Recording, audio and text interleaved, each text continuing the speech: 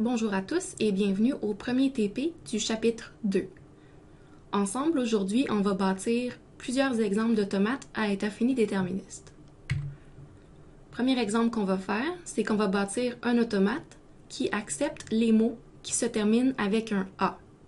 L'automate va rejeter tous les autres mots.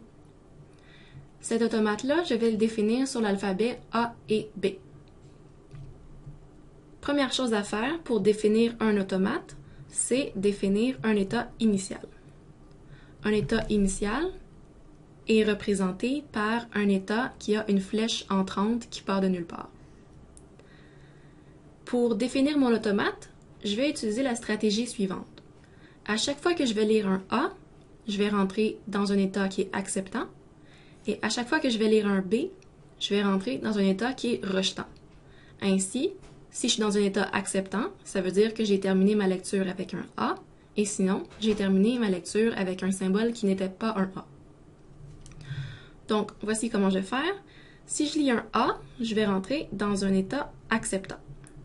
Je vais appeler l'état acceptant grand A pour acceptant, et pour montrer qu'il est acceptant, je vais faire un double cercle autour.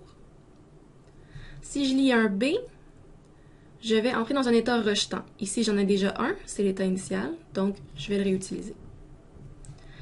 Si je suis dans l'état grand A et que je lis un A, je dois rester dans un état acceptant. Je vais utiliser le même. Si je lis un A, je reste dans l'état acceptant. Si par contre je lis un B, je dois retourner dans un état qui est rejetant. Donc, je vais utiliser l'état rejetant I. L'automate que j'ai défini ici fait bien ce qui est désiré. On va le vérifier ensemble. Pour mieux le lire, je vais l'écrire plus proprement. Donc, c'est bien le même automate. Et on va faire un exemple d'exécution sur A, B, A, B, A. Donc, au départ, je suis dans l'état initial et je lis un A. Donc, je me rends dans l'état acceptant ici. Ensuite, je lis un B. Je reviens dans un état rejetant. Je lis ensuite un A. Je retourne dans l'état acceptant. Je lis un B. Je retourne dans l'état rejetant. Et finalement, je lis un dernier A. Je me retourne dans l'état acceptant. Et je suis à la fin du mot. Donc, j'accepte le mot A, B, A, B, A.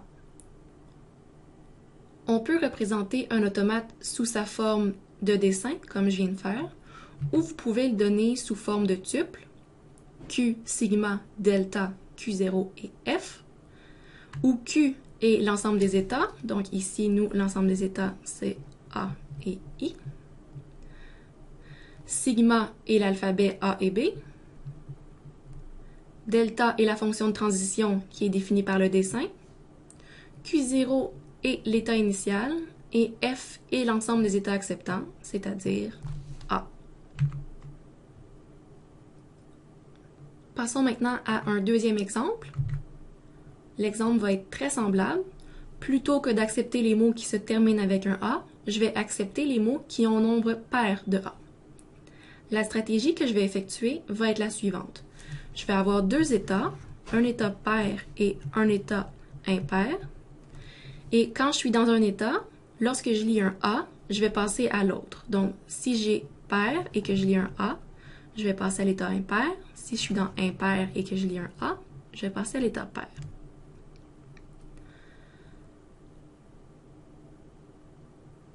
Si on est dans l'état pair et qu'on lit un B, alors ça ne change rien sur le nombre de A, donc je vais rester dans pair. Il y a un nombre pair de A. Même chose pour si je lis un B alors que je suis dans l'état impair. Si on a un nombre impair de A et que je lis un B, il y a encore un nombre impair de A. L'état acceptant va être l'état pair. Il reste à définir l'état initial. Lorsqu'on lit le mot vide a 0 symbole A.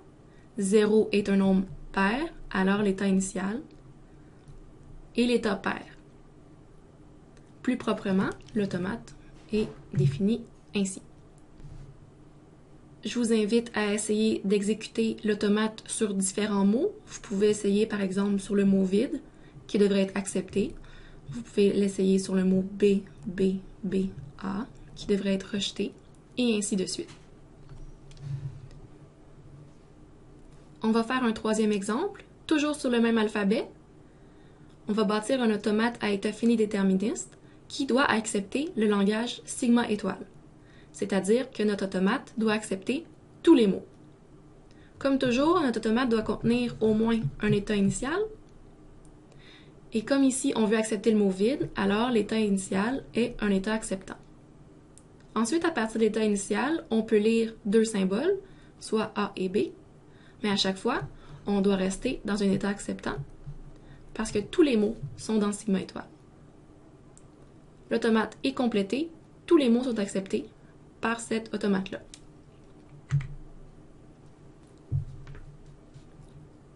Un autre exemple associé, c'est de bâtir un automate pour le langage vide. Le langage vide, c'est simplement le complément de sigma étoile. Donc, plutôt que de rebâtir un automate à 0, il suffit de recopier l'automate complémentaire et de transformer les états acceptants en états rejetants et vice-versa. Dans l'automate pour sigma étoile, on n'avait qu'un état acceptant, c'est-à-dire l'état initial. Donc, dans l'automate complémentaire, on a que l'état initial va être un état rejetant.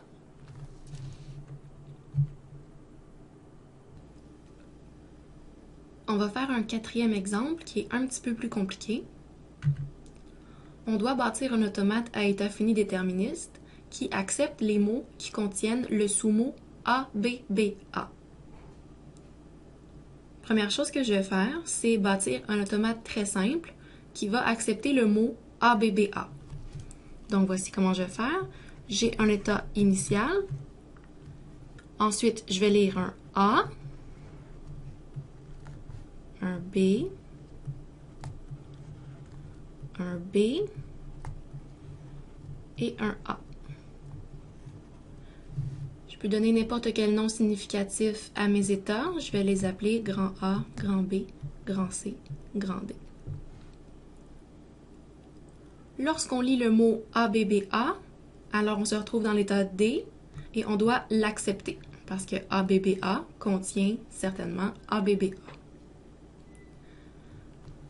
On va maintenant repartir de 0 et ajouter les flèches qui manquent. Donc ici, il manque une flèche pour B, ici, il manque une flèche pour A, ici, une flèche pour A, ici, une flèche pour B et ici, deux flèches.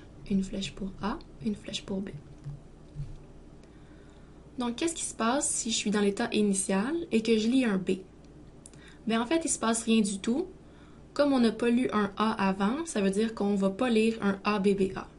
Alors, plutôt que d'avancer dans mon automate, je vais simplement rester dans l'état initial. Si on est dans l'état grand A, ça veut dire qu'on a lu un A.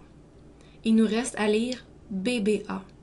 Donc, si je lis encore un A, on reste dans le même état. Il nous reste encore à lire BBA. Si on est dans l'état grand B, alors ça veut dire qu'on a lu AB. Il nous reste à lire BA. Si je lis un A, alors on doit sortir du cas AB. Et comme on va avoir lu un A, ça veut dire qu'il va nous rester à lire BBA. Alors, je vais aller à l'état correspondant. Si je suis dans l'état C, ça veut dire que j'ai lu AAB et qu'il me reste à lire un A. Si je lis un B, ça veut dire qu'il va me rester à lire ABBA. Je vais aller dans l'état correspondant, c'est l'état initial. Si je suis dans l'état final, l'état D, ça veut dire que j'ai lu ABBA. Donc, peu importe ce que je lis, le mot va contenir le sous-mot ABBA. Et on se retrouve avec l'automate suivant. Je vais l'écrire plus proprement. Ça nous donne cet automate-ci. Vous pouvez effectuer plusieurs tests sur différents mots pour vous convaincre que notre automate a bien comme langage les mots qui contiennent ABBA. On va faire un cinquième exemple. Plutôt que de bâtir un automate, on va plutôt en étudier un qui a déjà été construit. Donc, première chose, on va donner la description de l'état, la description de l'automate sous forme de tuple. Donc, première chose, on doit donner c'est quoi la liste des états. La liste des états, c'est la liste des cercles. Donc, on a 0, on a 1 et on a 2. Donc ici, Q est égal à 0, 1, 2.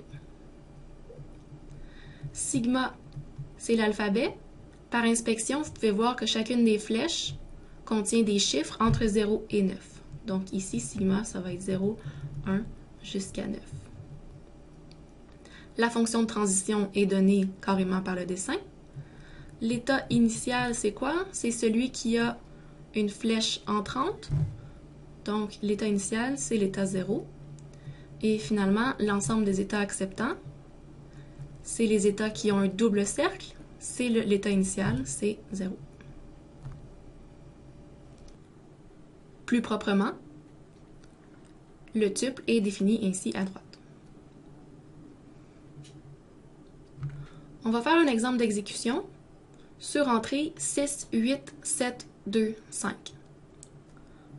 Donc, si je lis 6, 8, 7, 2, 5, je commence dans l'état initial. Donc, je commence dans l'état 0.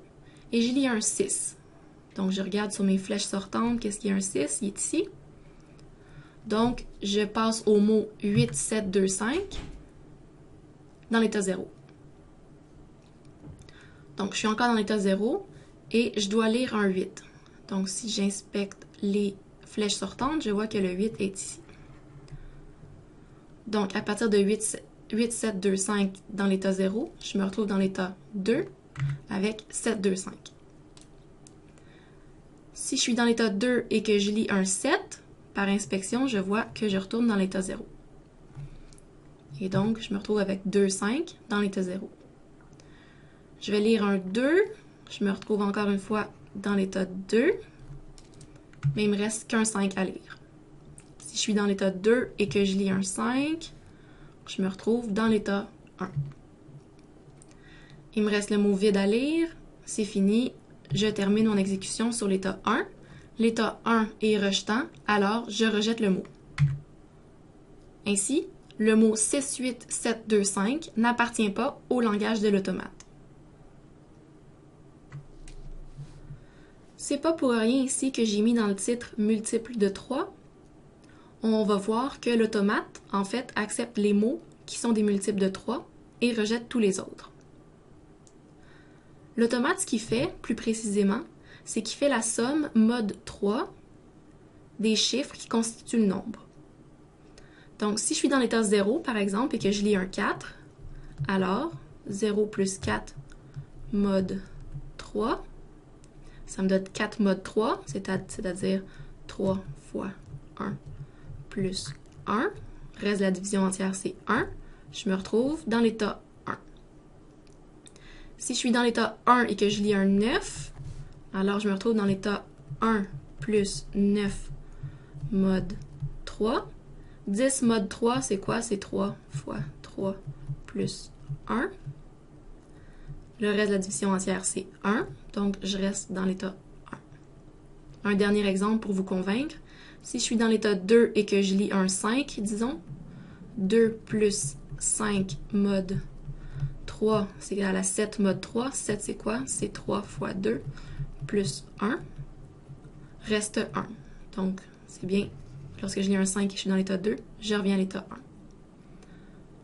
Donc, maintenant qu'on est convaincu que l'automate fait la somme modulo 3 des chiffres qui constituent le nombre, il reste à faire la preuve, en fait, que si je fais la somme des chiffres dans un nombre,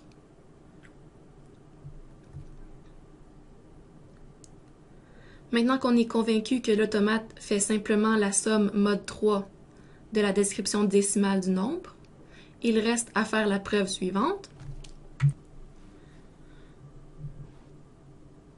Je vais faire la preuve qu'un nombre est divisible par 3 si et seulement si la somme des chiffres de son développement décimal est également divisible par 3.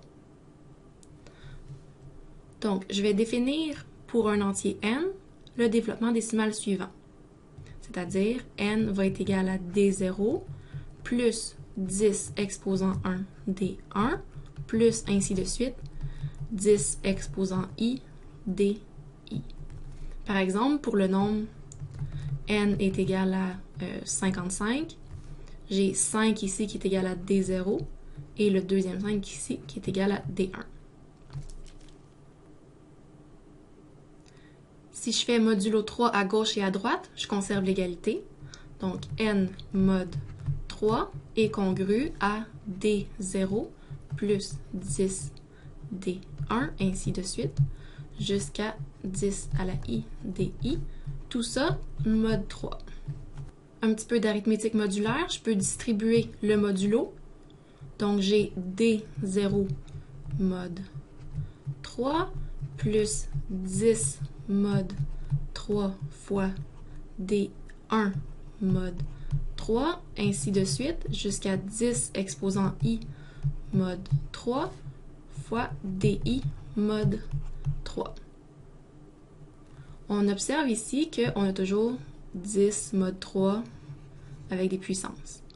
Or, 10 mod 3, mais 10 c'est quoi? 10 est égal à 3 fois 3 plus 1, donc 10 est congru à 1 mod 3. Ainsi, on peut remplacer ici toutes les puissances de 10 mod 3 par 1.